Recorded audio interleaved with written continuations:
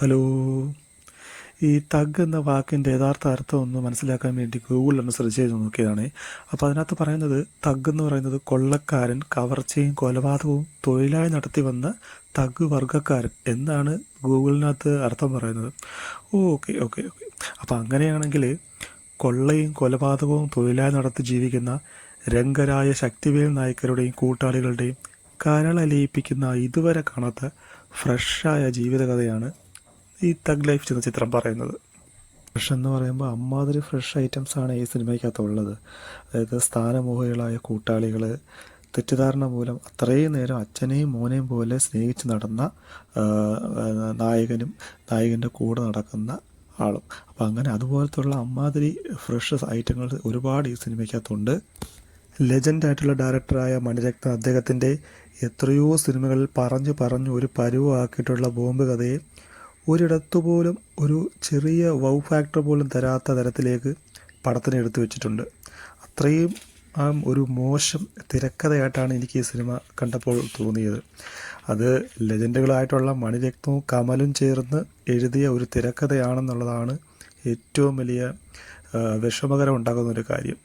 ശരിക്കും പറഞ്ഞാൽ സിനിമയുടെ തുടക്കമൊക്കെ കണ്ടപ്പോഴത്തേക്കൊരു പ്രതീക്ഷയൊക്കെ ഉണ്ടായിരുന്നു.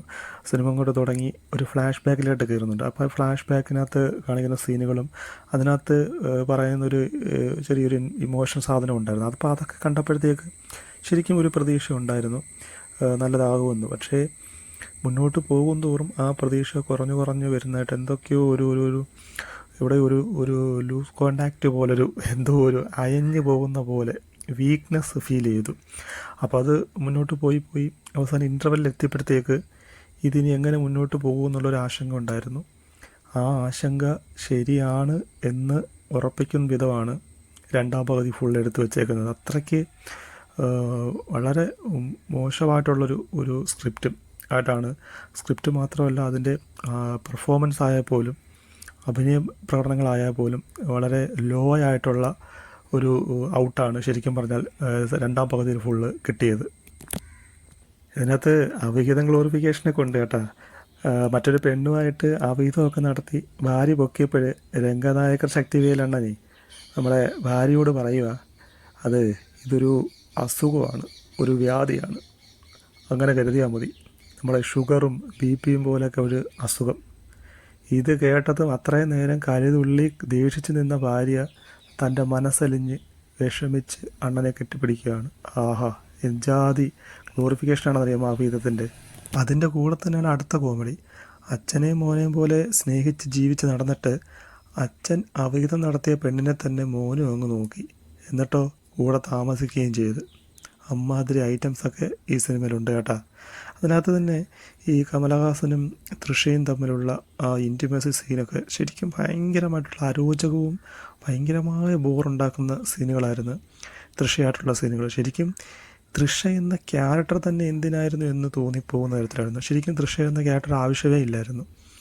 അച്ഛനും മോനും മറ്റ് പരിപാടികൾ നടത്താൻ വേണ്ടിയുള്ള ഒരു പെണ്ണ് എന്ന രീതിയിൽ മാത്രമാണ് തൃഷയെ നോക്കി കണ്ടത്. പക്ഷേ അത് തന്നെ വളരെ ബോറായിട്ടുള്ളൊരു ക്യാരക്ടറായിരുന്നു തൃഷയുടെ ക്യാരക്ടർ. ഒരു ഡെപ്തും ഇല്ലാത്ത. അതിപ്പോൾ ഡെപ്ത് എന്ന് പറയുമ്പോൾ തൃഷയ്ക്ക് മാത്രമല്ലോ, ഈ സിനിമയിലുള്ള ഒരു ക്യാരക്ടേഴ്സിനും ഡെപ്തില്ല, നായകൻ ഉൾപ്പെടെ ഡെപ്തില്ല എന്നുള്ളതാണ് യാഥാർത്ഥ്യം. പിന്നെ നമ്മളിതിനകത്ത് നായകൻ രംഗനായകർ വളരെ അമാനുഷ്യനായിട്ടുള്ളൊരു കഥാപാത്രമാണ് കേട്ടോ. എത്ര കുത്ത് കിട്ടിയാലും എത്ര വെടി കൊണ്ടാലും പിന്നെ എത്ര വലിയ കോൺക്രീറ്റ് സ്ലാബ് വന്ന് ദേഹത്ത് വന്ന് വീണെന്ന് പറഞ്ഞാലും പുള്ളി ചാവത്തില്ല. പുള്ളി പിന്നെ ആദ്യം തൊട്ടേ പറയുന്നുണ്ട് പുള്ളി കാലൻ്റെ ഫ്രണ്ടാണെന്ന്. അപ്പോൾ കാലൻ്റെ ഫ്രണ്ട് ആയതുകൊണ്ടായിരിക്കാം പുള്ളിയെ പിന്നെ കൊല്ലാൻ പറ്റാത്തതും പുള്ളി ചാവാത്തതും ഒക്കെ. എന്തായാലും ഒരു വലിയ ഫ്രഷ് വേറൊരു ഐറ്റം ഉണ്ട് കേട്ടോ. വലിയൊരു കൊക്കയുടെ മണ്ടയിൽ വന്ന് പുള്ളി വീഴും, താഴെ വന്ന് വീഴും. വലിയ ഒരു മഞ്ഞുമലയിലാണ്, മഞ്ഞുമലയിൽ നിന്ന് ഏറ്റവും വലിയ അടിയിലോട്ട് താഴെ വീഴും. പക്ഷേ നമുക്കറിയാം സ്വാഭാവികമായിട്ടും പുള്ളി ചാവത്തില്ല, നായകൻ ചാവത്തില്ലെന്ന് നമുക്കറിയാം. അതുകൊണ്ട് തന്നെ സ്ഥിരം പരിപാടി നമ്മുടെ ഇതിനകത്ത് മൂപ്പനൊന്നുമില്ല, അതുകൊണ്ട് ആ കാര്യത്തിലൊരു സമാധാനം ഉണ്ടായിരുന്നു. മൂപ്പൻ വന്ന് രക്ഷിക്കുമല്ലായിരുന്നു, പുള്ളി തന്നെ പോയി സ്വയം രക്ഷിക്കുക എന്നുള്ളതായിരുന്നു. അപ്പം അങ്ങനെ പുള്ളി രക്ഷപ്പെടുകയാണ് ഉണ്ടായത്.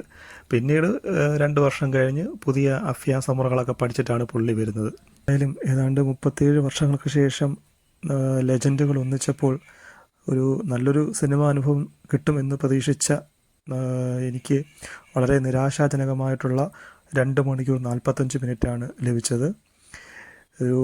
ശരിക്കും ഭാവിയിൽ ചിലപ്പോൾ ഇതൊരു ക്ലാസിക് ആകാനും ചാൻസ് ഉണ്ട്, പറയാൻ പറ്റത്തില്ല. എന്തായാലും എൻ്റെ ഫൈനൽ വെർഡിക്റ്റ് എന്ന് പറയുന്നത് വളരെ നിരാശാജനകമായിട്ടുള്ള ഒരു സിനിമ അനുഭവമാണ് തഗ് ലൈഫ് തന്നത്. നന്ദി.